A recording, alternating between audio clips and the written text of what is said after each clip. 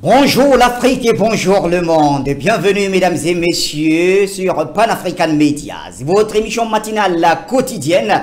Dernière édition de la semaine, semaine qui a été d'ailleurs très chargée, riche en actualité, en analyse très pointue, mais surtout chirurgicale, puisqu'on parlait de chirurgie en off tout à l'heure. Nous allons ce matin, comme tous les autres, vous servir vos rubriques habituelles. Tout d'abord, on ira en kiosque pour savoir ce que la presse a dit et sur quoi, avec Alex Jackson Jock. Ensuite, nous reviendrons prendre la première partie du débat et là, nous parlerons du Burkina Faso, le pays des hommes intègres. De ce côté-là, une colonne composée de près de 3000 terroristes ont tenté de s'emparer de la ville de Djibo et ils se sont donc heurtés aux forces armées burkinabées. Bilan de l'attaque, plus de 400 terroristes ont été neutralisés. Une quantité impressionnante de matériel militaire a été aussi récupérée par l'armée burkinabé aux mains de ces terroristes. Et selon nos informations bien recoupées, la ville de Djibo est sous le contrôle des forces armées burkinabées, contrairement à ce qui a été annoncé par la propagande terroriste et son sponsor. Pourquoi? Les premiers bilans justement de l'ONU et des médias mainstream annonçaient-ils l'échec des forces armées burkinabées et la prise de la ville de Djibo par les terroristes. Et selon des sources dans la Grande Muette, plusieurs des assaillants seraient de nationalité non burkinabé. Comment comprendre cela? On en parle dans quelques instants. Et plus tard, nous parlerons d'un autre sujet, toujours en rapport avec l'AES, l'Alliance des États du Sahel, puisque quelques jours seulement après les visites effectuées par le président nigérien Abdurrahman Tiani au Mali et au Burkina Faso. Donc, la réflexion portait d'ailleurs sur l'intégration économique et monétaire du Liptako Gourma. La BCEAO, la Banque centrale des États ouest-africains, a envoyé son représentant pour présenter la belle image de la coopération monétaire entre ces pays membres. Que faut-il comprendre par là? La BCEAO redoute-t-elle une éventuelle sortie de ces pays de la zone franc? Si oui, quelles en seraient les conséquences? Ce sont nos deux problématiques. Alors, je vais improviser deux sujets d'accueil, puisque nous parlerons d'un côté avec un de nos consultants de la question de ces vaccins au Cameroun, vaccins antipaludiques qui sont arrivés. Et on en a parlé d'ailleurs il y a en début de semaine. Et nous reviendrons naturellement sur les difficultés, le calvaire que vivent les Camerounais, notamment en ce qui concerne la téléphonie mobile, connexion Internet. C'est très compliqué. Ce sera nos deux sujets d'accueil. Tout ceci étant dit, après on ira prendre les informations quand il sera 9 h exactement dans ce studio, c'est-à-dire 8 h en temps universel. Et pour finir, on aura notre rubrique sportive. Voilà le menu. Une courte transition et on revient découvrir le panel.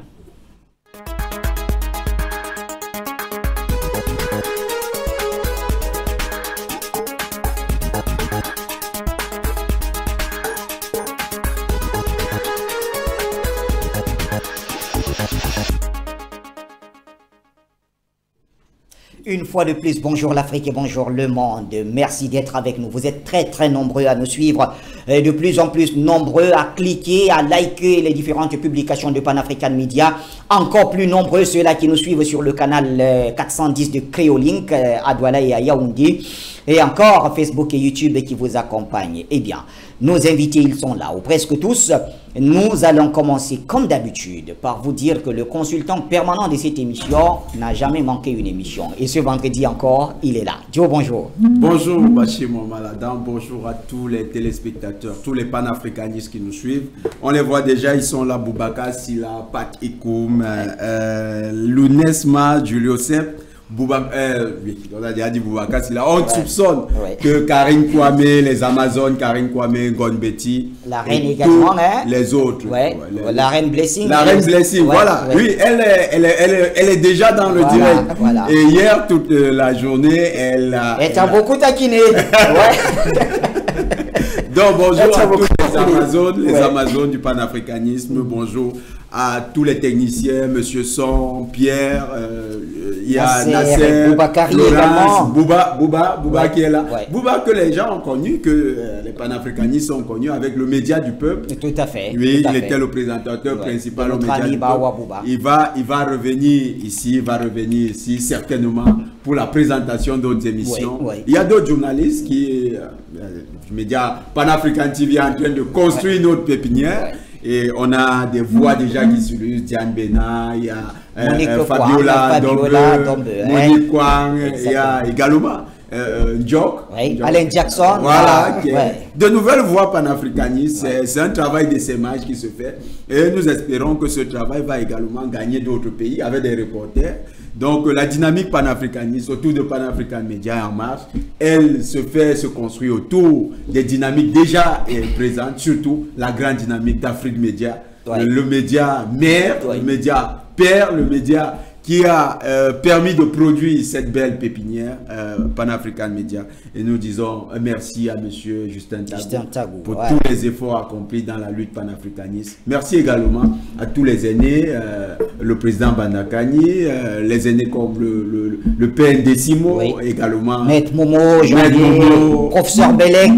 Oui, ils sont nombreux. De toutes les façons, Voilà. Donc, ils nous suivent. merci, Et merci. on leur a- Et merci aussi à tous ceux qui en Côte d'Ivoire nous Ouais. ont permis d'ouvrir les yeux, notamment le président Laurent Kodou Gbagbo, également votre boss. Ouais. Le ministre Awadon Melo, ouais, que nous saluons. Et aux BRICS, Voilà. qui sont le partenaire privilégié De de Pan-African Pan-African Media. Eh bien, vous avez cité le président Bandakani. Je rappelle à tous nos téléspectateurs que samedi, quand il sera 9h, heure de Douala, nous serons tous réunis du côté de Newbel, voilà, où nous allons assister à l'inauguration du siège du nouveau mouvement populaire. Et donc, je crois que la bande-annonce est même là, quelque part. Nasser retrouvera cela au cours de cette émission. On va rediffuser ça. Et Bachir, mais on ne doit pas oublier les condoléances renouvelées à notre ami Nestor Podacé, ouais. qui passe une situation assez difficile. Tous les panafricanistes, tous ceux qui ont l'opportunité ou bien la possibilité de lui adresser les sincères condoléances à la famille panafricaniste. Il ne faut pas hésiter. Tout à fait. Nestor actuellement, pour ceux qui ne le savent pas, Nestor a perdu sa grande sœur avec assassiné avec ses deux neveux. Assassiné par les terroristes lors de l'attaque armée. C'est un coup dur pour la famille panafricaniste. Beaucoup de courage à Nestor Podacé, beaucoup de courage à toutes les familles burkinabées endeuillées du fait de cette sauvage. Vous avez cité beaucoup de médias panafricanistes. Alors je vais saluer notre ami Tonga Valgadine de La Voix du Quat. Et quand je salue Tonga, c'est pour faire rapidement le crochet avec le président directeur général de la Plume des Lèvres, didierdengue.com, donc qui est avec nous. Didier Dengue, bonjour. Bonjour Bachi, bonjour Jonathan Batengene. Je suis très heureux d'être accueilli dans cette belle ambiance panafricaine. Ça se voit. Oui, donc je suis content d'être là avec Jonathan et le rappel des combats, les acteurs qui mènent cette lutte panafricaniste sont vraiment à saluer. Et voilà tous les internautes, tous les téléspectateurs qui regardent Pan-African Media également. Et je rappelle donc que Pan-African Media est partenaire direct de la Plume de l'Aigle. Et voilà pourquoi vous verrez beaucoup des articles rédigés par les journalistes de Pan-African Media publiés sur didierdengue.com et vice versa. Alors Didier, merci d'être là tout simplement. En attendant que la région nous fasse signe quant à l'effectivité de la connectivité encore de notre ami Issa Diawara depuis Kati au Mali. Pas encore, il n'est pas là, mais il sera là, il nous rejoindra au cours de cette émission. Eh bien, messieurs, allons d'abord prendre la revue de presse. Comme ça, on va souffler un tout petit peu. Alain Jackson Jock nous y conduit. La revue de presse, c'est tout de suite.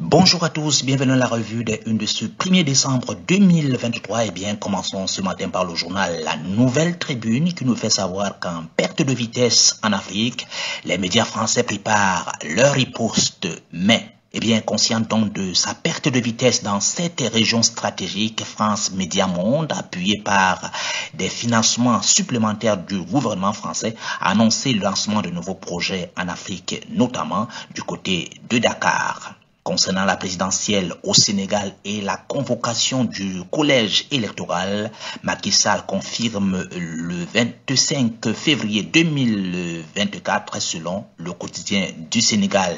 Pour le journal, il y aura bel et bien élection présidentielle au Sénégal le 25 février 2024. En effet, Macky Sall a pris le 29 novembre un décret pour convoquer le collège électoral. Le journal Wakatsira est également en kiosque indique que selon le capitaine Ibrahim Traoré, la guerre bat son plein au Burkina Faso. Il faut donc se préparer à toute éventualité, dit le journal.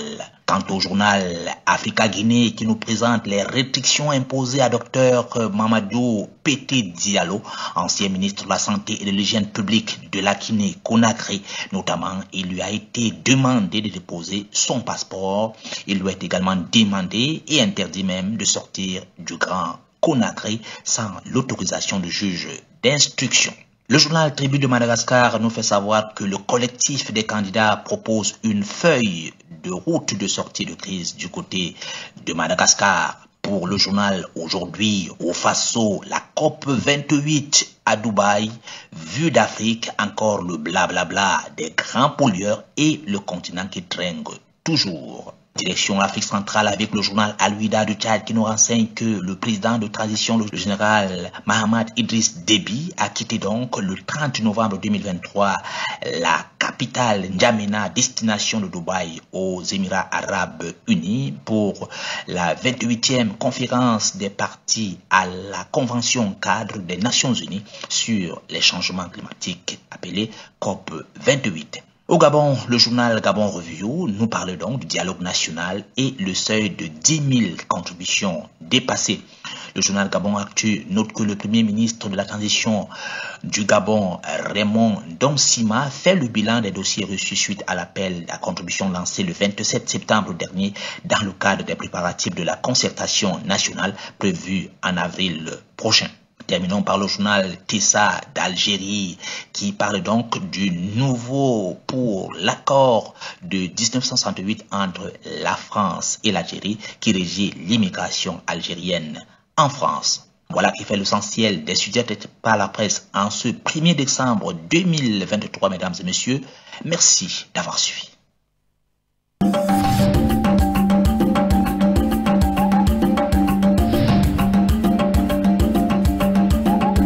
Voilà, merci à vous de l'avoir produit, cher Alain Jackson Jock et toute l'équipe concernée par ce travail. On salue pour cela donc Henri, je pense à Henriette Ekwe. Donc je lui dis bonjour, je voulais bien dire Madame Nyambi Ekwe. Voilà Françoise qui est au four et au moulin aux côtés de ses autres collègues. Eh bien, messieurs, Joe, je voudrais commencer par vous. Votre sujet d'accueil, vous m'avez dit la vaccination. Ouais. Ces vaccins contre le paludisme arrivé au Cameroun, on en a évoqué la semaine, en début de semaine, très compliqué, l'opinion publique semble ne pas accepter cela. Alors, pourquoi justement cette opinion a embrassé votre point de vue? Parce que c'est ce qu'on peut dire. Oui, l'opinion a adhéré à notre vision, à notre mise en garde vis-à-vis de ce vaccin. Et il semblerait qu'il y ait désormais des collusions internes, parce qu'avant-hier, malheureusement, dans une émission très suivie de grande écoute ici au Cameroun, c'était la question des vaccins qui était à l'ordre du jour. Et on avait fait venir des pseudo-experts. On sait tous que ceux qui ont adoubé le vaccin de la COVID-19, le pseudo-vaccin, ils vont le dire aujourd'hui, qu'on a COVID-19, avec 2 millions de cas signalés dans les plaintes qui sont enregistrées en Europe, 2 millions. Et on estime que ça pourrait aller jusqu'à 80 millions de cas qui déclarent des effets secondaires nocifs pour leur santé en Europe. Il y a des femmes qui ont eu des troubles menstruels du fait de la vaccination anti-Covid. Il y a des personnes qui ont des caillots de sang désormais dans l'organisme et qui sont sous la menace permanente d'un arrêt cardiovasculaire. Il y a des personnes qui sont désormais en train de souffrir de fatigue. Je parle là de troubles qui ont été répertoriés. C'est ce que les cabinets allemands qui aujourd'hui suivent la plainte contre Pfizer ont enregistré. Il y a les cas de thrombose qui sont connus, des thromboses qui sont connus suite à la vaccination anti-Covid. Et il y a des cas, même ici au Cameroun, moi j'ai fait le constat, pour avoir suivi un cas, je préfère d'abord m'abstenir parce qu'il faut avoir l'avis de la famille pour pouvoir porter ce cas, mais il faut le dénoncer, pour avoir suivi un cas. Lorsque maintenant au Cameroun, des gens souffrent d'un certain nombre de pathologies liées à leur système immunitaire, on vous exige des examens, je me suis rassuré, on vous exige des examens avec un laboratoire qui envoie votre sang en France pour des études. Et lorsque les résultats reviennent, les médecins, c'est comme s'il y a l'omerta sur le dossier, les médecins ne vous proposent aucune solution. Les médecins essayent de traiter ça comme étant un cas normal, mais lorsque vous leur demandez de quoi est-ce que souffre véritablement le patient, il n'y a pas de véritable diagnostic. On ne vous dit rien. Cet omerta laisse soupçonner. Cet omerta laisse soupçonner que dans le cas des vaccinations, parce qu'ils se rassurent toujours si la personne a été vaccinée, dans le cas des vaccinations, ils sont conscients des effets secondaires. Donc ici également au Cameroun, il faudrait qu'un collectif soit constitué et que ce collectif d'avocats puisse porter la cause. Parce que si ce collectif porte la cause, ça donne plus de crédibilité aux luttes citoyennes que nous sommes en train de mener. Et même si ce collectif n'est pas seulement constitué d'avocats camerounais, les avocats panafricanistes, nous les encourageons à se constituer en collectif pour défendre la cause des Africains qui ont été vaccinés de manière malencontreuse. Parce que si les États sont victimes de pression, si les États eux-mêmes n'ont pas le courage de dénoncer, de résister aux pressions financières qui sont faites sur eux, il faut que les citoyens, il faut que les réponses de la société civile soient à la hauteur, que les réponses de la société civile viennent compenser ce déficit-là. Et dans le cas du vaccin, du pseudo-vaccin contre le paludisme, l'émission de Grande Écoute a fait venir des pseudo-experts qui, eux, ont adoubé la vaccination. Ils ont présenté des arguments tout à fait fallacieux, exactement comme on voyait sur les plateaux en Occident, des professeurs de médecine qui avaient été en fait corrompus, achetés. Et je vais vous rappeler une chose. J'avais participé à une émission contre la Covid-19 à l'époque où le vaccin arrivait. Et pendant que j'émettais des réserves quant à la vaccination, le médecin de la santé qui était en face de moi, qui travaille, il est en service au port autonome de Douala, ce médecin de la santé tenait un discours suivant lequel effectivement le vaccin était efficace et que le vaccin actuellement il fallait pas être dans les doutes. Dans la conversation en off, normalement je dois avoir le droit de réserve là-dessus, mais c'est bien parce qu'il faut que les gens comprennent de quoi il est question. Pourquoi je les appelle pseudo-experts? Dans la conversation en off, il me dit effectivement, c'est trop précipité. La manière dont ça a été validé, il y a des réserves qui sont émises. Mais si je tiens ce discours ici à la télévision, il peut avoir des représailles au niveau du boulot. Vous voyez un peu, c'est-à-dire que vous avez des personnes qui ont perdu ce sens de la responsabilité simplement parce que le capital a réussi à les avoir dans le piège de l'emploi. Le capital a mis un certain couperet sur eux, de telle sorte que si ces gens prennent position pour la société, eh bien, ils peuvent perdre leur emploi. Donc, c'est généralement des experts comme ça, sans conviction, qu'on envoie sur le plateau. Des gens qui viennent défendre une position officielle, mais qui, dans le fond, sont conscients des effets dangereux de ces piqûres-là. Et nous demandons encore aux Camerounais, aux mamans, aux papas, à tous ceux qui sont responsables de leurs enfants, de se tenir prêt, de se rendre courageux et de ne pas succomber à la pression qui sera faite sur eux pour que leurs enfants soient piqués. Il faut éviter que nos enfants inoculent. C'est de la protéine Spike sous un nouveau label. Ça s'appelle actuellement Mosquiris, mais c'est la même protéine Spike qu'on avait utilisée pendant la vaccination anti-Covid. Donc, c'est les mêmes méthodes qui sont utilisées actuellement. Ils avaient échoué avec la Covid-19. Le Cameroun, c'est 4% de taux de vaccination au plan national. Et c'est 0 cas de Covid depuis le 5 mars 2022. 0 cas de Covid. C'est-à-dire qu'avec un taux de vaccination très faible, le Cameroun aujourd'hui est à l'abri de la Covid-19. Tandis que le Canada et Israël, c'est plus de 80% de 4e dose de rappel de vaccination. Et ils sont en train de subir, je ne sais pas si on va parler de 8e vague actuellement, c'est peu médiatisé parce qu'ils ont honte. Ils savent que c'est un scandale latent.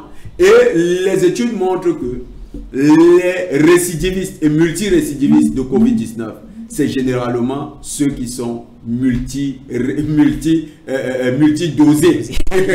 en termes de vaccination. En termes de vaccination. Alors, ça veut dire quoi? Certainement, le système immunitaire prend un coup après la vaccination. Et je reviens encore là-dessus. La question de la vaccination est devenue urgente à l'OMS parce que les firmes du Big Pharma se sont rendues compte que les dépenses de santé en matière de Covid ont diminué en Afrique.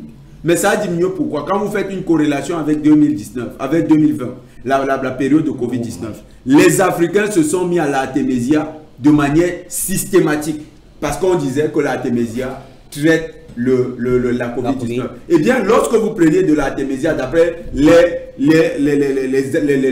études du docteur Jérôme Muyangi, qui mérite d'être le véritable prix Nobel africain de médecine. Parce que sans le docteur Jérôme Muyangi, il faut qu'il y ait un prix panafricaniste pour ce grand médecin de RDC. Ça viendra certainement. On a su que l'artémisia traite le paludisme. Et le docteur Jérôme Muyangi a montré que l'artémisia, ça ne coûte rien. Plantons juste l'artémisia dans nos jardins. Et les Africains qui ont suivi le conseil de ce grand médecin, aujourd'hui, ont réussi à mieux lutter contre le paludisme. Les firmes pharmaceutiques, constatant donc qu'il y a une chute de leurs revenus dans ce segment, décident d'aller prendre le problème en amont. Et le problème en amont, c'est quoi? C'est la vaccination. Et la vaccination, l'astuce trouvée, c'est quoi? L'Alliance Gavi, c'est une plateforme où les financiers sont là. Les États préfinancent, les fonds d'investissement préfinancent, la fondation Bill et Melinda Gates assure la distribution en disant que nous donnons aux Africains. En fait, c'est la plateforme qui permet de recueillir les financements en amont, d'aller payer. Donc, ils dispatchent auprès des firmes pharmaceutiques et ils viennent juste en Afrique pour nous passer. Vous voyez un peu le rôle, le sale rôle que joue M. Bill Gates. Il se passe pour un philanthrope alors qu'en fait il est un destructeur de l'humanité, un génocidaire grandeur nature. Et malheureusement on le présente comme un modèle. Ça c'est du Jonathan Batengene tout craché. Merci Joe pour ce sujet d'accueil et ce coup de gueule. Didier Dengue, il y a un problème de connexion au Cameroun. C'est très difficile de plus en plus avec la téléphonie mobile, malgré les appels incessants, la mise en garde incessante de l'ART, l'autorité de régulation des télécommunications, à l'endroit de tous ces opérateurs. Il y en a 4 mastodons sur l'étendue du territoire. Malheureusement, on n'est pas bien servi. Alors, vous avez d'ailleurs co-organisé un mouvement, je le rappelle, nous avions tous adhéré. C'était celui de mode d'avion entre midi et 14h, heure locale. On a essayé, mais on a l'impression que jusque-là, rien ne change. Oui, avant de parler de la connexion Internet, oui. J'aimerais juste apporter... je vous en prie, servez-vous. Oui, juste quelques informations. Le président directeur général, le président du conseil d'administration de Gavi est au Cameroun depuis cette nuit. Donc, il est arrivé à Yaoundé et il a été accueilli la nuit par le ministre de la Santé, encore le ministre de la Santé, le docteur Manaouda Malachi. Et avant l'arrivée du PCA de Gavi, le docteur Manaouda Malachi a eu des rencontres avec le directeur général de Gavi et de ses collaborateurs. Et la question autour du vaccin anti-guillemets était le principal sujet. C'était hier du côté du ministère. Et le ministre a fait savoir aux promoteurs de Gavi qu'il y a une polémique qui enfle autour de ce vaccin, entre guillemets, essayer d'apporter les éléments de réponse pour qu'on essaie de rassurer les populations camerounaises. Mais en lisant le compte rendu de la réunion, je me suis rendu compte que le ministre, ou alors le Cameroun, est en train de subir une sorte de pression. Et avec l'arrivée même du PCA, de l'Alliance Gavi au Cameroun cette nuit, je me dis, on est mal barré. Si les populations ne suivent pas le mouvement, c'est-à-dire... Que nous sommes en train d'impulser. Effectivement, si la population ne suit pas ce mouvement, je pense qu'on va s'en tirer avec beaucoup d'effets secondaires, peut-être même des morts. Au moment où vous avez les promoteurs de ces vaccins-là au Cameroun, vous avez une situation d'un enfant qui a été vacciné, je crois, contre la rougeole. La rougeole, le père est décédé. Effectivement. Et on a interpellé le ministre. Il n'y a absolument rien autour de cette affaire. Nous avons plusieurs cas comme ça, mais on a l'impression que Yaoundé joue la sourde oreille. Maintenant, est-ce que la population va se laisser faire? Je ne sais pas. Donc on ne peut compter aujourd'hui sur l'adhésion populaire pour voir comment mettre un frein à cela. Sinon, sur le plan institutionnel, les carottes sont cuites. Effectivement, parce que chaque fois que je me suis retrouvé devant les responsables sanitaires du Cameroun, j'ai toujours posé la question de savoir, quand les Big Pharma, quand les laboratoires fabriquent ces substances bizarres, est-ce que vous avez la présence d'un Africain ou alors d'un expert camerounais qui supervise? Quand il y est même, il est comme un pot de fleurs. Il est comme un pot de fleurs. Maintenant, on peut ne pas avoir des représentants dans leur laboratoire. Mais quand le produit vient au Cameroun, est-ce qu'il y a une contre-expertise qui est menée? Parce que depuis des années, on nous a trompé, les vaccins, patati patata, parfois même des médicaments qui sont rejetés ailleurs et qui sont autorisés sur notre territoire. Et aujourd'hui, vous avez des AVC, vous avez beaucoup de maladies qui n'existaient pas. Il y a de cela peut-être 30 ans ou alors les jeunes ne mourraient pas d'AVC. Effectivement, on savait que c'était des vieillards. Oui, c'est la maladie du troisième âge, ou des gens qui ont un peu trop bien mangé. Donc, quand vous avez tous ces éléments-là réunis, est-ce que vous allez continuer à accepter de vous faire injecter ces substances bizarres? Est-ce que les Gavi, il y a des populations françaises qui peuvent bien prendre ces vaccins, entre guillemets, les Américains et tous les autres? Pourquoi le Cameroun? Pourquoi le Cameroun? Pourquoi le ministre Manaouda Malachi pense que le Cameroun devrait être ce cobaye-là, les Camerounais devraient être ces cobayes-là au service? Nous sommes le premier pays à prendre ce vaccin après les phases et tests qui avaient été effectués au Ghana, au Kenya et au Malawi. Effectivement. Et maintenant, derrière même le processus, quand ils lancent les campagnes, ils utilisent les pauvres jeunes-là. Ils partent dans les quartiers, il y a certains jeunes volontaires là parce qu'ils manquent d'emploi, ils ont besoin d'argent. On vous dit, allez convaincre les populations. Mais ces populations vont chasser ces gars.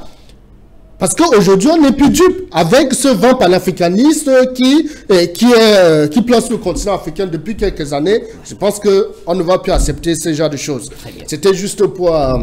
appuyer, oui, effectivement. Maintenant, pour revenir au mouvement mot d'avion. Oui, parlant justement des vaccins, avant que je n'oublie, il faut savoir que si vous allez sur le compte X, c'est-à-dire l'ancien Twitter de Nathalie Yam, vous verrez des échanges qu'elle a eu avec le ministre effectivement. Malachi. Eh bien, je fais tout simplement... je ne vais pas lire les échanges, mais j'envoie tout simplement nos téléspectateurs à aller lire tout simplement comment ça s'est passé. Alors, la connexion Internet, Didier. Bon, la connexion. C'est en train de donner, Bachir. Nous sommes en plein... Voilà un témoignage vivant de la misère que nous vivons au quotidien. Vous avez des appels qui coûtent de plus en plus cher. Vous avez une connectivité Internet qui n'est pas ça. Le haut débit est devenu un très faible débit dans notre pays. Et vous avez quand même l'agence de régulation des télécommunications qui interpelle les opérateurs de téléphonie mobile. Chaque fois qu'il y a des bugs, chaque fois qu'il y a des couacs, l'agence interpelle d'une manière ou d'une autre. Parfois même c'est sous la pression des utilisateurs que cette agence monte au créneau. Mais, sauf que, Bachir, on a l'impression que les batailles ne portent pas de fruits dans la mesure où on a une tutelle, c'est-à-dire le ministère des Postes et des Télécommunications qui organise régulièrement des réunions avec ses opérateurs. Dans un communiqué, on nous a dit non, on a la meilleure connexion Internet, on a les prix d'appel les plus moins chers du continent africain. Pendant ce temps, vous avez des personnes qui peuvent recharger. À un moment, vous rechargez 1000 francs, vous prenez 2 gigas. À moins de 5 minutes, c'est parti. Ça disparaît. Vous ne voyez pas ce que vous avez fait avec cette connexion Internet. Donc, à un certain moment, il faudrait que les autorités écoutent les cris de détresse des populations, essaient d'accompagner ces populations. Parce que les populations ne sont pas bêtes, comme on dit souvent au quartier. Quand il y a des doléances qui sont faites, quand il y a les cris de détresse, il faut les écouter. Peut-être que il y a des rétro-commissions, je ne sais pas. Peut-être que les autorités... En tout cas, on a même appris qu'ils corrompent les ingénieurs de Cantel. Jusqu'ici, Didier porte ses gants et on peut le comprendre. Hein, c'est normal, c'est normal. C'est la prudence des journalistes. Nous, on n'a pas la même liberté que Jonathan. Oui, chacun est dans un élément et j'aime beaucoup Jonathan et ses coups de gueule. C'est ça. Donc voilà un peu brosser cette situation dans notre pays. Et c'est très compliqué parce que même notre live en ce moment est attaqué, hein, on va le dire ainsi. Et Jonathan, ça bug un tout petit peu, c'est ce que je constate. Heureusement, il y a la rediffusion. Nasser et Françoise vont s'assurer de cela.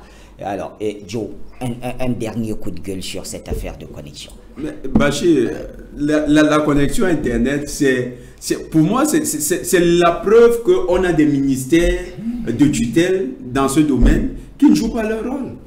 Parce que le ministère de tutelle, nous sommes à une époque où la Chine, je prends toujours ce cas, la Chine dit qu'ils sont passés à plus d'1 terabit de vitesse, mégabits de vitesse par seconde.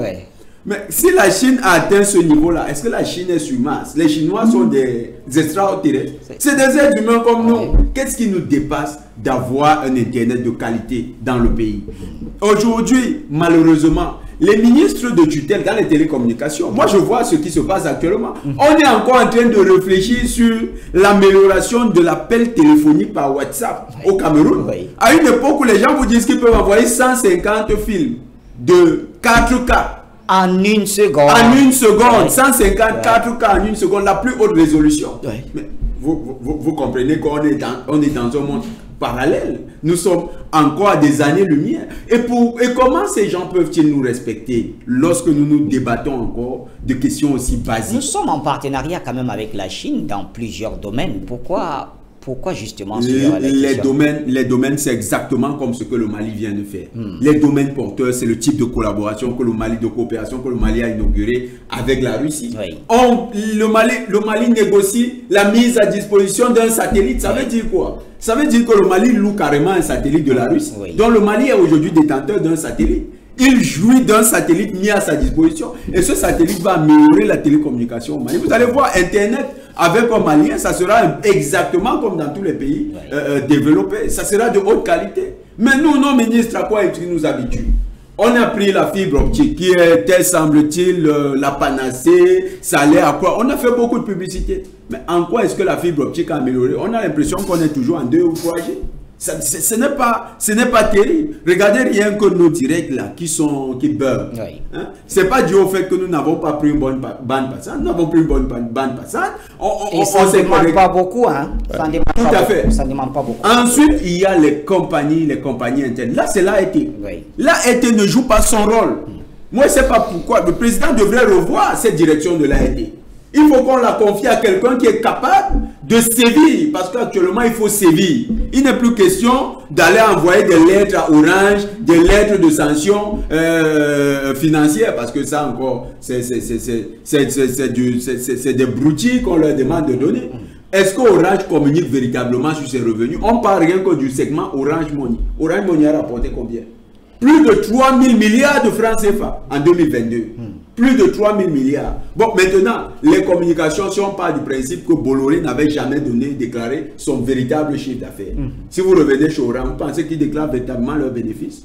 Combien on dépense, les dépenses de communication au Cameroun en matière d'Internet? Combien chaque Camerounais dépense en termes de budget? Même le Camerounais le plus pauvre aujourd'hui, en zone rurale, a une connectivité Internet.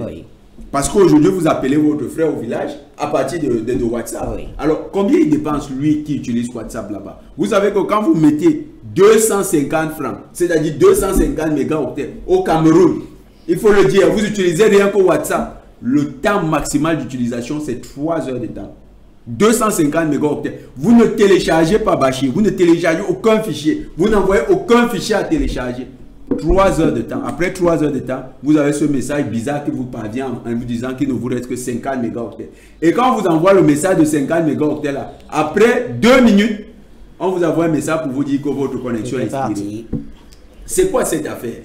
Alors ça veut dire qu'un individu normal au Cameroun peut dépenser par jour en budget. Je parle là d'un individu qui ne consomme pas. Au minimum, c'est 1000 francs par jour. Oui. C'est-à-dire 2 dollars. 1000 francs par jour. Maintenant, chez ceux qui ont des besoins plus élevés comme nous, qu'est-ce qu'on dépense? Alors, les gains réalisés de manière frauduleuse par ces entreprises parce qu'elles ne délivrent pas une qualité de service qui répond aux normes, aux standards fixés par l'AET. Ces gains-là, comment on fait pour les sanctionner véritablement et les amener à améliorer la qualité de service? Regardez les installations. Leur couverture réseau est aujourd'hui l'une des couvertures réseau les plus établies sur le réseau national, les 2 opérateurs privés. Tandis que la compagnie nationale, elle a une couverture minimale. Oui. Et normalement, la coopération qui devait exister entre les deux. Et c'est pourtant cette compagnie nationale qui fournit en fibre interne. Donc, pour nous, l'AET devait sévir. Parce que ces gens se font énormément d'argent à partir de trafic aussi bizarre. Nous pensons que ça va contre le cahier de charge. Il devait délivrer une qualité de service qui répond aux normes. Le Camerounais est servi au minima. La qualité de service ne répond pas aux normes. Le réseau qu'il nous présente comme étant la 4G, c'est un réseau qui est simplement peut-être la 3G+. Parce que quand vous regardez ce que vous êtes capable de faire dans d'autres pays avec la 3G, moi j'étais en Centrafrique, les mêmes choses que je faisais au Cameroun avec la pseudo 4G, au Centrafrique, je les faisais avec la 3G.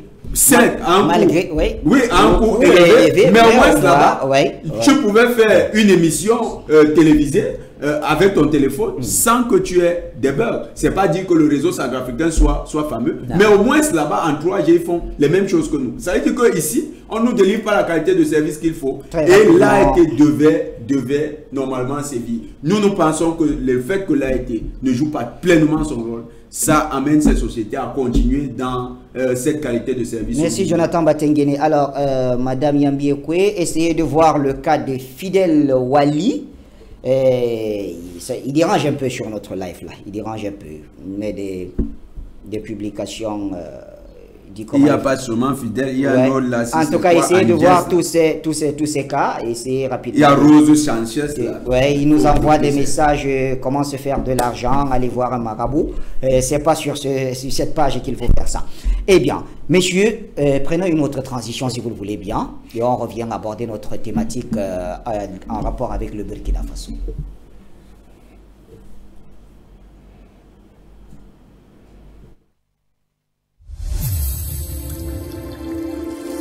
Pan-African Media pour une Afrique souveraine et unie. Eh bien, pour une Afrique souveraine et unie, allons voir cette souveraineté du côté du Burkina Faso, le pays des hommes intègres qui a donc connu une attaque. Heureusement, les vaillants soldats burkinabés ont su contenir, repousser, arrêter et même neutraliser 400 terroristes.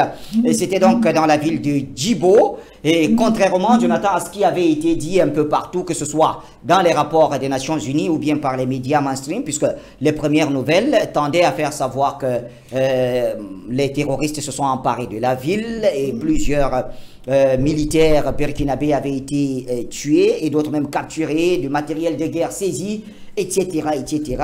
Et finalement, l'information, la vraie, et recoupée par nos autres également, démontre que la ville de Djibo est toujours sous le contrôle des forces armées. Alors, par qui nous commençons? Joe? Alors, il laisse la parole à Didier. Didier. Oui, vous savez que la manipulation, c'est l'ADN des médias mensonges, de ces médias-là qui ne veulent pas la paix, que ce soit dans le Sahel ou alors partout en Afrique. Vous vous rappelez du mensonge sur Kidal? Oui. Et ils nous ont dit que les paramilitaires russes avaient hissé les drapeaux à Kidal, juste après la reconquête de la région. Oui. Et quelques temps plus tard, c'était le drapeau malien. Et pourtant, ils ont manipulé, ils ont fait de très grands articles pour laisser croire que Kidal était devenu un territoire russe. Oui. Maintenant, vous avez le cas actuel qui concerne le Burkina Faso. J'ai suivi l'évolution des faits sur Twitter. Vous avez plusieurs internautes qui s'intéressaient à cette actualité. Donc, on se rend compte que les médias qui se sont toujours positionnés ou alors qui nous ont laissé croire qu'ils étaient au service de la vérité et qu'ils étaient contre le terrorisme, c'est les mêmes médias qui font l'apologie du terrorisme. Concernant par exemple, moi je veux toujours rester dans le Sahel avec l'actualité autour du Mali. Quand les femmes, les forces armées maliennes se préparaient à lancer l'offensive du côté de Kidal, les médias français nous laissaient croire que ceux qui ont vraiment la légitimité au niveau de Kidal sont des terroristes. Donc ils le disaient de façon masquée, comme pour dire que les terroristes Touaregs, entre guillemets, ils les appellent Touaregs, donc ils montaient les Maliens contre les Maliens. C'est la même chose qui s'est passé à Djibo du côté du Burkina Faso. Donc ça fait tellement mal de voir que les forces du Sahel sont en train de détruire les terroristes qu'ils ont passé le temps à encenser. Parce que depuis plus de 10 ans, les forces étrangères étaient sur le territoire sahélien, mais ils n'ont jamais réussi à éradiquer le terrorisme. Et en si peu de temps, ils se rendent compte que les forces en présence ont une certaine puissance de feu et sont en train de neutraliser ce terroriste. Ça fait mal. Et vous avez les pleurs, comme on dit chez nous, les pleurs du Mbolé dans les médias. Ils vous disent voilà, on est en train de tuer, l'armée burkinabé est une armée terroriste. Et pendant ce temps, les terroristes sont devenus des anges. Mais je pense que avec les trois dirigeants qui constituent l'Alliance des États du Sahel, le terrorisme sera un très mauvais souvenir dans les prochains jours du côté du Sahel. Jonathan Batengene, première lecture de justement ce qui s'est passé à Djibo. Alors, Baché, voilà une situation qui est très intéressante parce que d'après les informations qu'on a pu recouper, eh bien, les événements de Djibo ne sont pas isolés. Il s'agit d'une pression qui est savamment pensée depuis Paris, d'une stratégie qui a été ébauchée autour de deux capitales, Abidjan et Dakar. En fait, il faut y voir la visite de deux hommes, Ouattara et Macky Sall chez Macron. Et lors de cette visite, Macky Sall et Ouattara ont reçu un agenda qui fixe jusqu'au 10 décembre la montée en puissance des manipulations contre les États de l'AES. Ici, il s'agit d'une phase. C'était utiliser 3000 terroristes qui ont été formés à la frontière mauritanienne, qui ont été formés pour déferler sur le Burkina Faso. Les informations sont claires. Les formateurs étaient français, ils étaient sénégalais, ils étaient ghanéens et ils étaient ivoiriens. Donc, c'est ces forces qui ont entraîné ces terroristes et les ont envoyés au Burkina Faso. Et au niveau du Burkina Faso, l'attaque des 3000 terroristes visait un camp, c'était essentiellement les combattants du Djenim.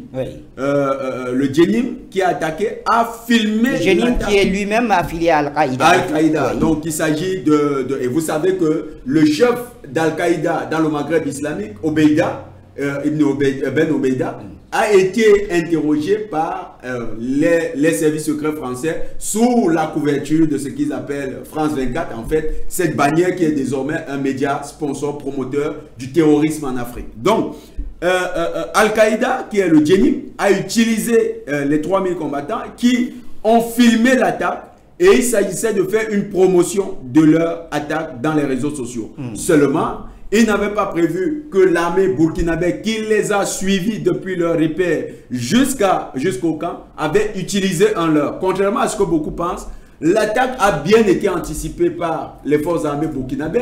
La base a été utilisée comme un appât. Il n'y avait pas autant d'éléments dans la base que ce qu'ils croyaient pouvoir trouver. Et la stratégie des forces burkinabées, c'était d'utiliser les drones dans le combat. Et les drones qui ont été utilisés ont eu l'effet escompté. Bachir, la frappe a donné 1800 morts côté terroriste. Ouais. Le même jour de l'attaque, on a enregistré 400 morts sur le carreau côté terroriste. Aujourd'hui, les ratissages ont permis de comptabiliser l'ensemble des morts terroristes. Les vidéos de l'armée burkinabé existent, vous pouvez les voir. Oui. Elles sont disponibles sur Twitter. Vous allez voir des corps calcinés, déchiquetés. L'armée burkinabé était obligée. Du moins, bon, c'est pas officiel, c'est pas l'armée qui utilise, oui. Mais ils ont relâché les images, ils ont laissé un ensemble d'indépendants puisse à ce niveau, justement, est-ce que l'armée n'a pas bien fait? Puisqu'on est quand même dans la guerre médiatique, et Didier l'a évoqué tout à l'heure. Sur les réseaux sociaux, justement, c'est toutes les images qui étaient envoyées par le GNIM donnaient l'impression que la ville de Djibouti est tombée et c'est les terroristes qui avaient le contrôle de la ville. Et c'est ça, c'était ça. Il fallait imprimer dans l'imaginaire que les terroristes contrôlent une partie du Burkina. Mais c'est faux, c'est faux. L'armée burkinabé a fait 250 prisonniers et là, l'armée burkinabé également est passée au-dessus d'un ensemble de règles qu'elle se fixe généralement dans ces zones-là. Les visages des terroristes apparaissent clairement dans les vidéos. Vous les voyez, ces terroristes, ils sont dans les vidéos, vous les voyez, ils sont là, ils sont assis, d'autres sont debout, on les interroge, l'armée les passe au peigne fin pour avoir toute l'information. Autre trouvaille dans la gibecière ou bien dans le panier des terroristes, c'est les drogues. Des gens qui viennent vous proclamer l'islam, vous disent qu'ils sont des fondamentalistes. Vous savez, ils aiment dire nous sommes les al-salaf, les pieux compagnons du prophète. On les trouve avec l'amphétamine, le tramadol, l'héroïne. Ils ont toutes sortes de drogues à leur palette. Alors, comment de véritables musulmans qui sont dans un islam fondamentaliste pourraient autant utiliser de la drogue?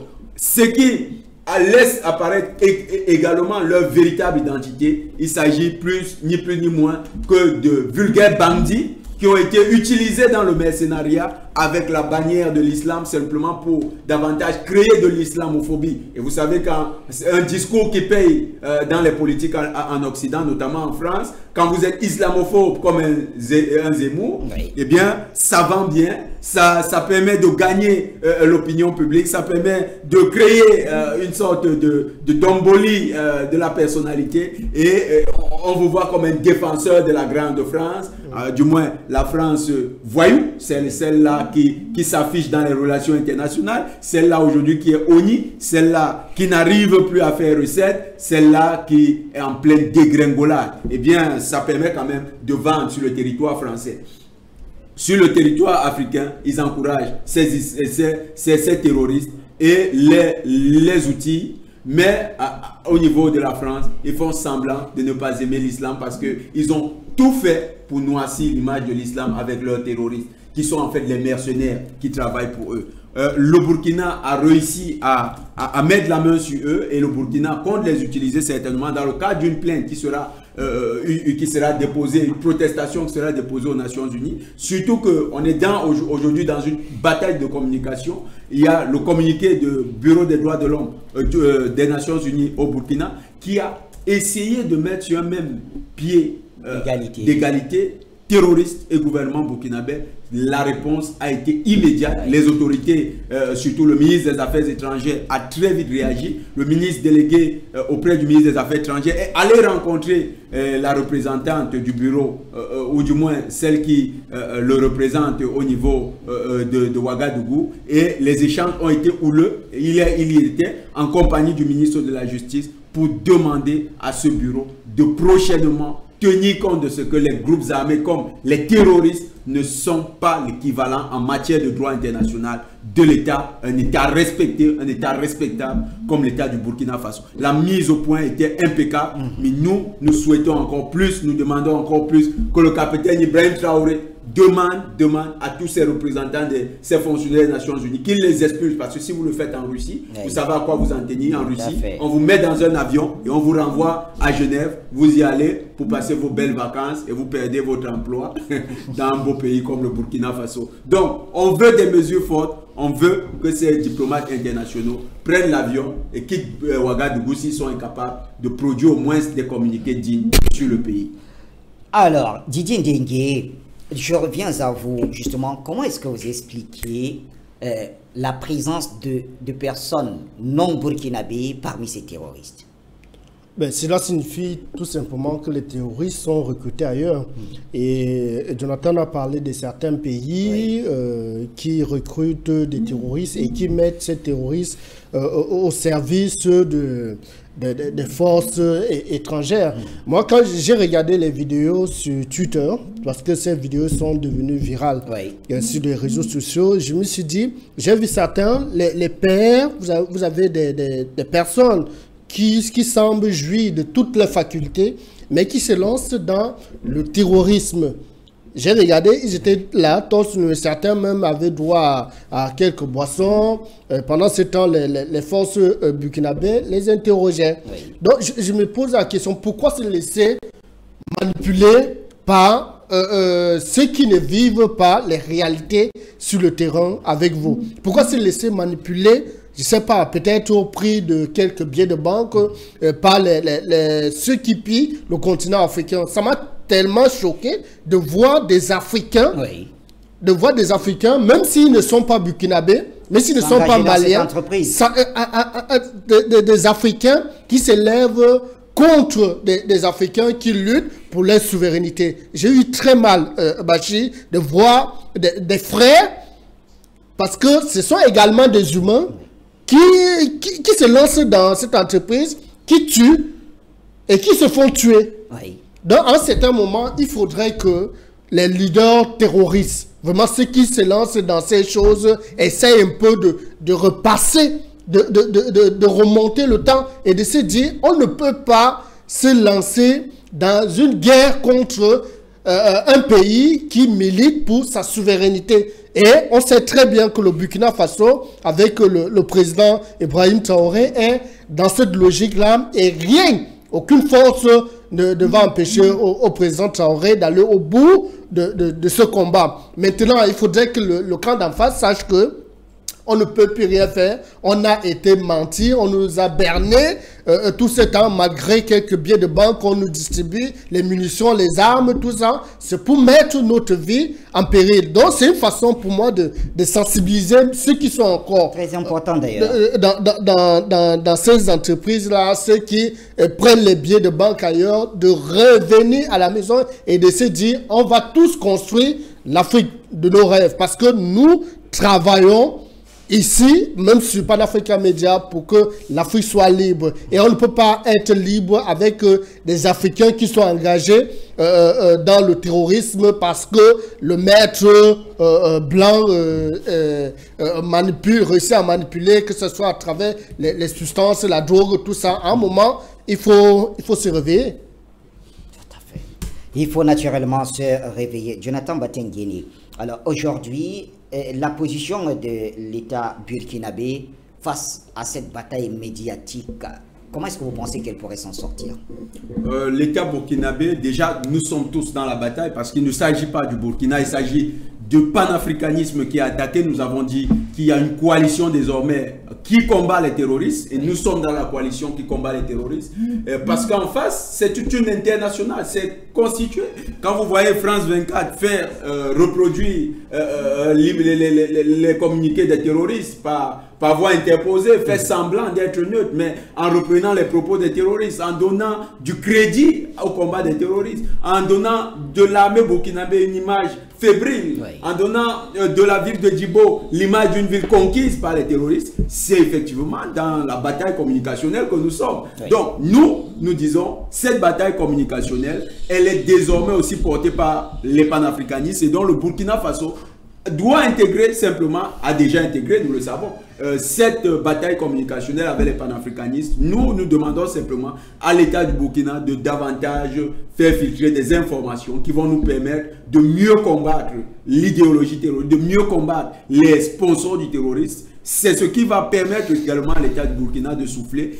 Bien sûr, il faut aussi continuer à produire des communiqués qui rassure la population. Il faut aussi donner des images de la ville de Djibo, un peu comme ça s'est passé avec la ville de Kidal. Il faut donner des images de la ville de Djibo, montrer que les forces de l'ordre sont bel et bien présentes à Djibo et montrer le camp qui a été attaqué parce que une vidéo du camp et des points qui ont été touchés, ça rassure parce qu'on voit que l'armée a le contrôle, même s'il y a eu quelques brèches, l'armée a le contrôle encore de la ville de Djibo. Ça fait partie de la bataille de communication. C'est une bataille qu'il faut prendre à chaud. Il faut prendre le revers de nos ennemis. Il faut leur montrer que désormais l'Afrique a la grammaire de sa communication de guerre. L'Afrique a l'orthographe juste. L'Afrique saura comment se défendre. L'Afrique sait monter en puissance. Et pour mettre ces gens en difficulté, il faut procéder exactement comme l'ont fait les Maliens. Il faut prendre ces gens au revers au niveau des Nations Unies. Il faut constituer une plainte. Vous savez, ces plaintes, elles sont très importantes dans le cadre communicationnel. Ça permet à tous les médias du monde de reprendre la cause burkinabé et de faire un tapage là-dessus et de baisser le prestige du principal sponsor des terroristes du Sahel, c'est-à-dire la France. Didier Dengue, une des premières sorties d'ailleurs d'un officiel après l'attaque de Djibo dimanche dernier, c'est donc le président capitaine Ibrahim Traoré qui a reconnu depuis Gao dans le sud-ouest du pays que la lutte contre le terrorisme est rude et sera longue. Mais le Burkina ne fléchira pas. Je suis en train de citer le président. Le président de la transition qui a aussi qualifié l'attaque de Djibo d'envergure et sans précédent. Il a salué la combativité des hommes qui y étaient et aussi les décisions importantes prises pour, dit-il, mettre l'ennemi en déroute. Alors, l'attitude de l'armée burkinabé face à ces terroristes, comment vous la qualifiez, comment vous l'appréciez? Je vois une armée déterminée à en découdre avec le terrorisme et aussi à reconquérir le territoire national, ce qui relève de son travail, de son quotidien, dans une armée qui lutte pour l'intégrité territoriale. Et vous avez une armée responsable, parce que quand vous êtes face aux terroristes armés, qui ont des armes de guerre, des véritables armes de guerre, vous parvenez quand même à les repousser. Cela signifie que vous avez une armée bien formée. L'armée burkinabé est bien formée et cette armée est en train d'être renforcée par les volontaires. Vous avez des volontaires qui sont recrutés. Les VDP, comme ça on les appelle les volontaires pour la défense de la patrie. Effectivement, même si les détracteurs de Burkina pensent que c'est des milices, nous on pense que c'est des volontaires, un peu comme ça se passe partout ailleurs, que ce soit en Ukraine, les gens luttent pour leurs intérêts, c'est-à-dire pour le territoire. On peut même prendre l'exemple tout à côté. Au Cameroun, pendant la guerre contre Boko Haram, si la victoire vous avez des comités de vigilance, les comités de vigilance du côté de l'extrême nord du Cameroun. Effectivement, parce que c'est des civils qui sont régulièrement attaqués et qui sont tués par ces forces diaboliques-là. Et si vous avez des volontaires qui demandent à intégrer l'armée pour pouvoir lutter contre le terrorisme, c'est une très bonne chose.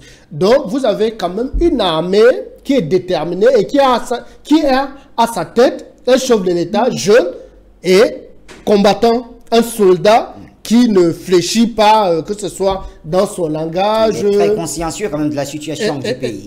Effectivement, parce qu'il a été au front, il connaît comment les choses se déroulent dans son pays et il est déterminé à repousser jusqu'à leur dernier retranchement les terroristes, et c'est ce qui est en train de se faire. C'est pour ça que vous avez des communications des sponsors de terroristes qui laissent croire que l'armée du Burkina Faso est fragile, et même ceux qui constituent l'armée des États du Sahel sont fragiles, alors que ce n'est pas le cas. Les gars sont en train de reconquérir le territoire. Et ce genre de communication nous rappelle cette propagande anti-russe Oui. que nous avons tous vécu avec l'opération militaire spéciale de la Russie en Ukraine. Ils ont toujours dit que l'armée ukrainienne était bien formée et qu'il faut juste quelques temps pour en découdre avec l'armée russe, ce qui n'est pas le cas.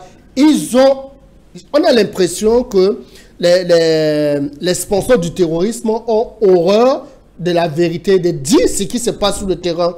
Et ils font la même chose, ils terrorisent, même avec les vaccins. Oui. Et ils tiennent toujours le même discours, ils vous présentent des experts. Et vous avez quand même des naïfs qui croient à leur discours. Et c'est pour cela que vous avez des Africains qui intègrent les mouvements terroristes parce qu'ils pensent qu'ils peuvent remporter la bataille, ce qui ne sera plus le cas sur le continent africain, parce que le continent se réveille et vous avez des jeunes, que ce soit des journalistes, des panafricanistes qui font un travail incroyable pour conscientiser les populations africaines, et c'est ce que nous faisons au quotidien. Joe, je vous vois sourire. Ouais, Bachir. Une nouvelle information? Tout à fait, tout à fait. Non, je reviens sur les détails encore. Oui. C'était le 4 novembre, effectivement, la réunion dont nous avons parlé. 4 novembre, 9h30, 9h, Paris. Voilà les précieux qui étaient présents à la réunion avec autour de Macron, Macky Sall, un général sénégalais présent, c'était pour préparer l'attaque de Djibo, Alassane Dramane Ouattara, Moustapha Ould Chafi, c'est un chef terroriste du Djenim. Il y avait également Karim Keïta, le fils de l'ex-président Ibeka, décédé aujourd'hui. Il y avait également 2 anciens conseillers de Bazoum. La décision, c'était tuer le capitaine Ibrahim Traoré avant le 1er janvier. Votre source, elle est fiable? Ma source est très fiable. D'accord. Ma source est très fiable. Je préfère rester à ce niveau. D'accord. Donc la réunion a eu lieu le 4 novembre à Paris. Aujourd'hui, l'information est connue. Les Africains doivent le savoir. Il y a, comme dans les films western, une prime sur la tête du capitaine Ibrahim Traoré. Du côté du sponsor des terroristes, c'est Emmanuel Macron qui préside, qui est en train de monter cette opération avec à la manœuvre Macky Sall et Ouattara. Donc, c'est un combat à mort qui a été ouvert contre le digne capitaine Ibrahim Traoré. Et nous pensons que le clin d'œil est donc lancé à Guillaume Soro. Les autorités de l'AES ne devraient pas hésiter à la guerre comme à la guerre. À la guerre comme à la guerre. En tout cas, on vous saisit très bien. Didier, peut-être je voudrais ressortir par vous après tout ce qu'a dit Jonathan Batenguene. Et là, je reviens encore dans votre couloir qui est celui de l'information. Vous êtes un très grand journaliste et un communicant. Alors, la mésinformation semble être une tactique délibérée des terroristes qui vise à propager ces fausses nouvelles pour s'aimer la peur et la confusion parmi la population. Oui, on a toujours dit sur les plateaux de télé que la guerre est également communicationnelle. Oui. Donc, celui qui manipule le plus et qui a le plus gros mensonge est celui qui manipule le mieux. Maintenant, si vous avez des armées, des pays qui sont victimes du terrorisme, qui ne communiquent pas assez bien, on aura toujours l'impression que c'est l'ennemi qui est en train de vaincre les forces légitimes d'un pays. Donc, vous avez quand même des grands médias qui nous ont toujours été présentés comme des médias de référence, alors que ce sont des médias champions du fake news. On l'a compris avec l'arrivée de Donald Trump à la Maison-Blanche. On nous a dit, Trump l'a dévoilé, il a dit, et il ne voulait même pas de certains médias pendant ses points de presse, pendant ses conférences de presse. Il vous dit fake, CNN, fake médias. Et quand vous écoutez même les trucs comme RFI, fake médias, ils sont dans une manipulation constante pour ramener, pour essayer ils essayent de faire croire que c'est l'ennemi qui prend le dessus sur les pays. Oui. Et c'est ce qui est en train de se vivre du côté du Burkina Faso, du Mali ou encore du côté du Niger. Et même dans nos pays, dans d'autres pays africains, quand vous écoutez le journal, vous écoutez le traitement de l'information, les mots qui sont utilisés pour qualifier, par exemple, certaines personnes. Il y a des mots, ils choisissent et ils font une sorte... L'armée au pouvoir devient une junte. Une junte... Il y a des dictatures, des dictateurs. Effectivement. Entre autres. Et du côté de la guerre entre la Palestine et Israël, hier, en faisant la revue de la presse, je me suis rendu compte que pendant la trêve, quand on parle de la pause humanitaire, il disait que la pause humanitaire devait permettre de faire libérer des otages israéliens du côté de Hamas, et que la Palestine devait libérer les prisonniers. Donc, c'est-à-dire le jeu de mots, il est là. Oui, pour Israël, ce sont des otages. Et du côté palestinien, ce sont des prisonniers. Des prisonniers. Donc, c'est juste... et ils répètent ça, ça tourne en boucle dans les médias. Donc, quand ils qualifient certains militaires au pouvoir dans des pays qui ne sont pas hostiles à l'Occident, ils appellent clairement président. Le président tel, mais quand il s'agit de ceux qui veulent libérer le pays, la junte, le chef de la junte, patati patata, et ils oublient que eux-mêmes, parlant par exemple de la France, c'est une jeune française, et le ministre Maïga l'avait dit à la tribu des Nations Unies, et il faut prendre cela très au sérieux. Prenons cela très au sérieux, messieurs. En tout cas, tout ce qui est dit sur ce plateau est très, très sérieux. Eh bien, je crois que pour le moment, nous en avons terminé avec ce sujet, même s'il est intimement lié avec le second. Eh bien, une transition et on revient juste après.